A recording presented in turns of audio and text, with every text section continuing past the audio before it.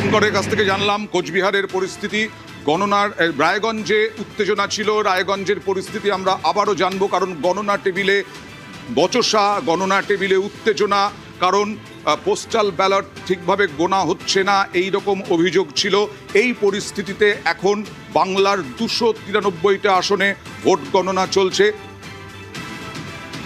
রাজ্যের 77টা কাউন্টিং সেন্টারে ভোট গণনা। লিপিকার কাছে যাব, যে বারবার ধর্মীয় মেরুকরণের কথা বলা হচ্ছে। ধর্মীয় মেরুকরণে তো আমরা বাংলার রাজনীতিতে 2011-র পরে বা 14-র পরে বিশেষ করে এই ধর্মীয় মেরুকরণের রাজনীতিটা আমরা বেশি করে দেখতে পাচ্ছি। এবং এবার তো একেবারে হিন্দু মুসলিম উল্লেখ করে নির্বাচন হয়েছে। প্রথমত যেটা বললাম যে বাইনারি পলিটিক্সটা ওয়েস্ট বেঙ্গলে এভাবে চলতে পারে না, চলবে না। আর দ্বিতীয়ত আরেকটা জিনিস, কংগ্রেসের সেই রকম প্রভাব আপনারা না ফেলতে পারেন, তার জন্য তো সেটার জন্য তো এবারে রেজাল্টটা দেখতে হবে, একটু ওয়েট করতে হবে। আরেকটা জিনিস, যেটা বিজেপি যে এত বড় বড় কথা বলছে, আপনি একটা জিনিস দেখুন তো অয়ন, যে দিলীপ ঘোষ আর সুকান্ত মজুমদার বাদ দিলে বাকি তো অন্য দলে ঝরতে পড়তে সব এসে বিজেপিতে রয়েছে। বিজেপির নিজস্ব লিডার কোথায়? নিজস্ব লিডার তো কিচ্ছু নেই, সবটাই তো ঝরতে পড়তে অন্য দলে তারা এসে জায়গা করে নিয়েছে। তা বিজেপি এত বড় বড় কথা বলে কিসে, কোন জায়গায়? আজকে স্মৃতি ইরানি মনে আছে 5 টাকা না 10 টাকা গ্যাসের দাম বেড়েছিল, স্মৃতি ইরানি রাস্তায় শুয়ে পড়েছিল। আজকে গ্যাসের দাম এমন যে রাস্তার পাইস হোটেলগুলোতে ওয়েস্ট বেঙ্গলের সাধারণ মধ্যবিত্ত নিম্নবিত্ত মানুষজনরা খায়, তারা আর খেতে পাবে না। বেশ, আমি এই কথাই বলছিলাম। তবে রায়গঞ্জের যে খবরটা বলছিলাম, রায়গঞ্জের গণনা নিয়ে অভিযোগ তৃণমূলের, গণনা টেবিলে তৃণমূল বিজেপি বচসা। সরাসরি চলে যাব, কথা বলবো মুক্তার সঙ্গে। মুক্তা, এখন কি পরিস্থিতি? দেখো অয়নদা, এই যে রায়গঞ্জ বিধানসভার যে ভোট কেন্দ্র রয়েছে বা গণনা কেন্দ্র, সেখানে বিজেপি এবং তৃণমূলের প্রবল উত্তেজনার সৃষ্টি এবং তাদের দাবি, তারা এই গণনাকে মানছে না। এবং তৃণমূল প্রার্থী যে কৃষ্ণকল্যাণ রয়েছেন, তিনি পরিষ্কার অভিযোগ জানিয়ে দিয়েছেন যে ইভিএম বা ভিভিপ্যাট, মানে এখনো কি গণনা শুরু হয়নি? না, এখনো কিন্তু গণনা শুরু হয়নি, কিন্তু তারা নির্বাচন কমিশনের পক্ষ থেকে এখনো উত্তর মেলেনি। তবে তারা অপেক্ষা করছে এই গণনাকে। তারা তৃণমূল কর্মীরা কিন্তু মানছে না বলেই পরিষ্কার জানিয়ে দিয়েছে তৃণমূল। মানে এখনো পোস্টাল ব্যালট বা ইভিএম কিচ্ছু খোলা হয়নি? না, প্রথমে যখন পোস্টাল ব্যালট খোলা হয় বা সেখানে গণনা শুরু হয়েছিল, কিন্তু যখন ইভিএম এর ক্ষেত্রে যখন গণনা করতে যায়, সেখানেই দেখে যে ইভিএম এর সেই চার্জ রয়েছে 90%-এর উপরে, তখনই তাদের সন্দেহ হয়। এটাকে কেন্দ্র করে গন্ডগোল হয়, কিন্তু পরিস্থিতি অনেকটাই শান্ত হয়েছে। এখনো পর্যন্ত তাদের দাবি এই ভোট গণনাকে তারা মানছে না বলেই এখনো তারা অনড় হয়ে আছে। ওকে, আবারও আলোচনায় চলে যাই। আমি কৌস্তবের কাছে যাবো। কৌস্তব, তোমরা বারবার বলছো যে আসলে এসআইআর 2024 হয়েছিল এনআরসি, 2026 হচ্ছে এসআইআর, কিন্তু সাধারণ মানুষের কথা তো বলছেন। অমিত শাহ এসে বলছেন, নরেন্দ্র মোদী এসে বলছেন, মমতা বন্দ্যোপাধ্যায় বলছেন, অভিষেক বন্দ্যোপাধ্যায় বলছেন শিল্প হবে, কলকারখানা হয়েছে, আরও হবে। অন্যদিকে বিজেপি বলছে মানুষকে কর্মসংস্থান দেবে, 3000 টাকা করে অন্নপূর্ণা ভাণ্ডার দেওয়া হবে। আমি বলছি, বললে তো হবে না। যে যমলায় জীবন্ত মানুষ সিনেমায় শেষে গিয়ে বলেছিল আমিও ভেবেছিলাম অমুক অমুক অমুক অমুক করবো। সিঙ্গুর থেকে টাটার কারখানা তো একা তৃণমূল কংগ্রেস তার আইনি, তার সাথে বিজেপিও ছিল। সানন্দে যখন কারখানা গেল, তখন গুজরাটের প্রধান মুখ্যমন্ত্রীর নাম তো নরেন্দ্র মোদী। আমার তো মনে আছে যে বিজেপির নেতারা এসে স্যান্ডউইচ অনশনে বসেছিল।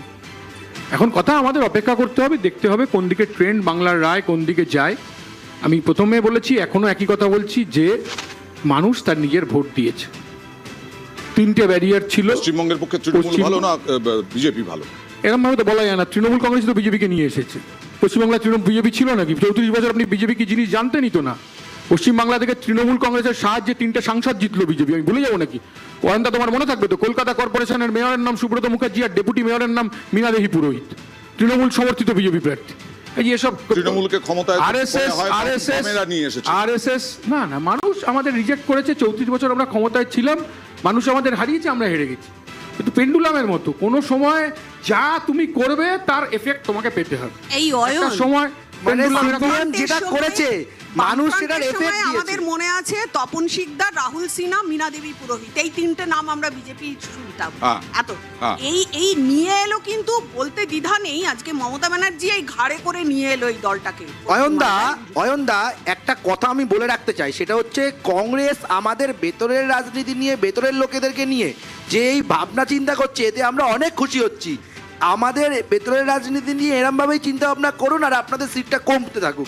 আমরা এটাই বলতে চাইবো, আমাদের ভেতরের রাজনীতি নিয়ে ভেতরের রাজনীতি নিয়ে তো তোমরা বেশি করো, তোমরা বেশি রাহুল গান্ধীকে নিয়ে বলো, চেষ্টা করুন। তোমরা বেশি রাহুল গান্ধীকে নিয়ে বলো, তোমরা তো কংগ্রেসের রাজনীতি নিয়ে বেশি আলোচনা করো। গেলে মুছে আমরা গেছে, যদি আগের বারে না, একটু মুছে গেছে দেখি কোটি কোটি টাকা খরচা করে ফেলো কংগ্রেসের আলোচনা করবার জন্য। তৃণমূল বিজেপিকে এনেছে 2011 সালের, ওই কৌস্তব যেটা বললো 2011 সালের আগে বিজেপি ওই তিনটে নাম জানতাম, তারপরে তো বিজেপি ঢালাও।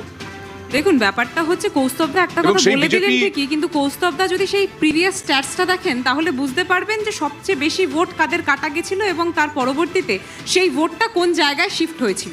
আমরা বহু তথ্য নিয়ে যখন কথা বলেছি তখন সেই জিনিসটা আমাদের সকলের চোখের সামনে স্পষ্টভাবে উঠে এসছে যে খুব সুন্দরভাবেই ছোট ভাই বা বড় ভাই তার ছোট ভাইকে নিজেদের ভোট প্রদান করে তার পরবর্তীতে কিন্তু ক্ষমতায় নিয়ে আসার চেষ্টা করেছে। তাই আজকে যখন কৌস্তবদা বিজেপির প্রতিনিধির পাশের চেয়ারটাতে বসে এইসব বক্তব্য রাখছে, সত্যি কৌস্তবদার মুখ থেকে এই জিনিসটা শুনতে অন্তত আমরা চাই না। আমি ঠিক করিনি। কারণ তোমরা নিজেদের শরীরের কোথায় বসা রক্তটা হবে দিয়ে এখানে তার কিন্তু আমি ঠিক পরবর্তীতে করিনি। না, না, তোমরা না, এটা নিজেদের আমি ঠিক- শরীরের আমরা রক্তটা ঠিক দিয়ে তার করেছি, আমরা ঠিক পরবর্তীতে করেছি। বিজেপিকে কিন্তু আমার একটা অন্তত ভিন্ন শ্বাস প্রশ্ন। নেওয়ার জায়গাটা একটা দেওয়া আলাদা 73 নম্বর ওয়ার্ডে 73 নম্বর ওয়ার্ডে মমতা ব্যানার্জি হারলো। আমি বলছি 24 সালের যা হ্যাঁ। ট্রেন্ড আমরা দেখেছিলাম, হ্যাঁ। তার আগে 19 সালেও দেখেছিলাম। তার মানে কি 73 নম্বর ওয়ার্ডে কিছু মানুষ তৃণমূল কংগ্রেসকে ভোট দিতেন, বিজেপিকে ভোট দিয়েছিল, এটাই তো নিয়ম। বহু মানুষের আমাদের আচ্ছা, যখন নিয়মের কথা বলছেন, তাহলে 34 বছরের পরবর্তীতে- বলেনি তুমি বলেছো আমাদের ভোট বিজেপিতে চলে গেছে। আরে আমাদের বহু ভোট তো তৃণমূল আরে, কংগ্রেস এটা তো পেয়েছে বলে statistics, 2011 সালে আমরা এটা জিতেছিলাম। উপাসনা চৌধুরীর কথা তো নয়, আমাদের কৌস্তবদা। যদি বামেরা, বহু ভোট আমি তৃণমূল একটু অন্য পেয়েছিল প্রশ্ন বলে করি, তোমরা জিতেছিলে। কৌস্তব, এরপর কথা এই বলো। যদি অয়ন, বামেরা, তোমরা যদি উপাসনাকে বামেরা চেপে দুটো ধরো না। আসন পায়, না, যদি এখানে বামেরা উপাসনাকে দুটো চেপে আসন ধরার কোনো পায় ব্যাপারই নেই, এখানে, একদম তথ্য তুলে ধরে কথা নিলাম বলতে হবে। তর্কের খাতিরে,